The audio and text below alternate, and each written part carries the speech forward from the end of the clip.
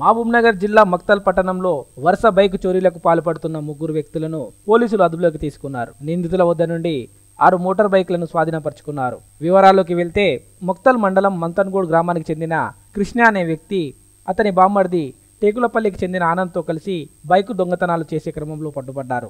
ఆనంద్ హైదరాబాద్లో నివాసం ఉండి మాధ్వార్కు చెందిన రమేష్ అనే వ్యక్తితో పరిచయం ఏర్పడింది. హైదరాబాద్లో ఉన్న వాహనాలను దొంగిలించి మక్తల్ మండలంలో అమ్మేవారు. అలాగే మక్తల్లో దొంగిలించిన వాహనాలను హైదరాబాద్లో అమ్మేవారు.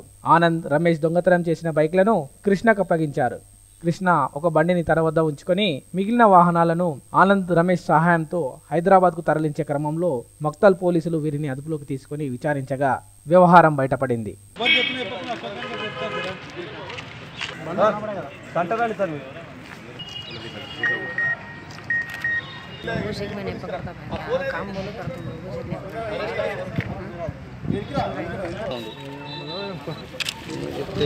మండలం మంతన్గూడ్కి చెందినటువంటి కృష్ణ అనే వ్యక్తి మరియు అతని బామ్మరిదైనటువంటి టేకులపల్లికి చెందిన ఆనంద్ ఇద్దరు వదులుకొని ఈ బైక్లో దొంగతనాలు చేయాలని అనుకునే క్రమంలో వాళ్ళు ఈ ఆనంద్ హైదరాబాద్లో ఉంటున్నాడు.